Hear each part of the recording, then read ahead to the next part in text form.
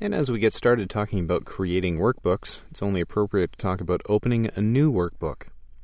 By default, when you launch Microsoft Excel 2003, you're going to see Book 1, a blank, empty space ready for you to work.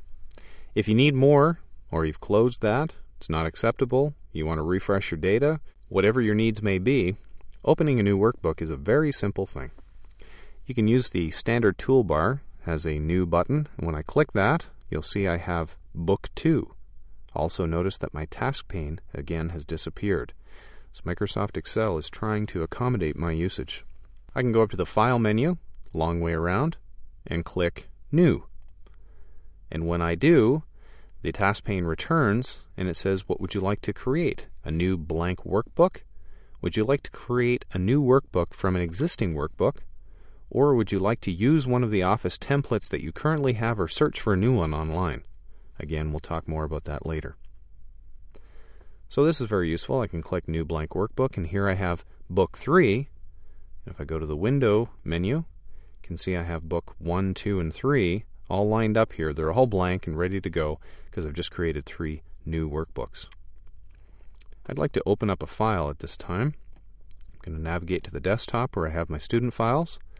And in Chapter 2, I have sample data.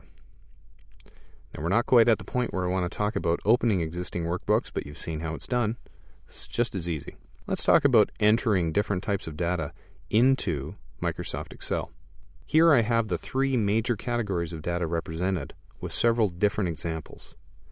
On the left-hand side, you see the types of data. We have numerical, text, and formulas. Pretty much everything that you enter into a spreadsheet can be broken down into those 3 categories. Numerical data can take on the shape of simple numbers, like the number 23. It can take on the shape of 32,000, a larger number, yet still simple. Here we have a simple number with a decimal value added on.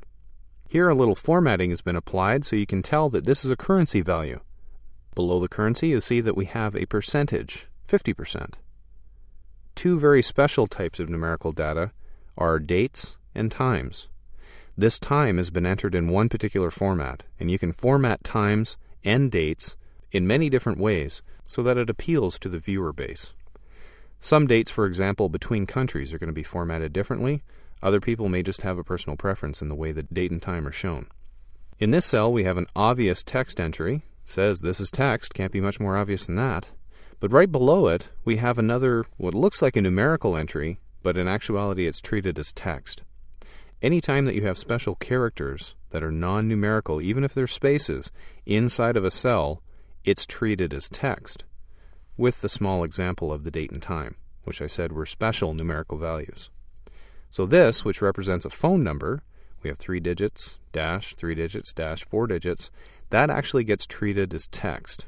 Many such numerical seeming data will be labeled as text beneath the surface of Excel. Don't fear though, Excel is smart enough to still utilize most of the numerical textual data, and we'll look at some examples of that later on. Below the text, we have formulas.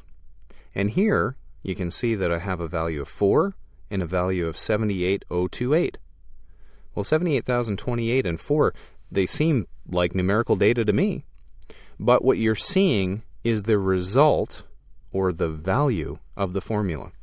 If I click on that cell, make it my active cell, up here in the formula bar, you're going to see the formula that has generated the answer 4. It's simply saying, this cell contains 2 plus 2. The equal sign indicates that we're building a formula. 2 plus 2 will give us a simple result. If I click on one of the other cells that contain numerical data, you'll see that I simply see the value that's within the cell. Even here, 46005 is the value inside the cell. It's being represented with 2 decimal places because of the formatting that I've applied on the cell. We'll understand cell formatting later. Down here, in the last cell in this sample document, you can see that there's a little green triangle in the upper corner. Let me show you that again. The little green triangle indicates that we've used a function. This is a sum function, and this sum function is adding the values in B2 through B4. That's how you read that formula. The important part is to recognize the difference between numerical data, textual data, and formulas. And if you don't, Excel will remind you if you try to use them inappropriately.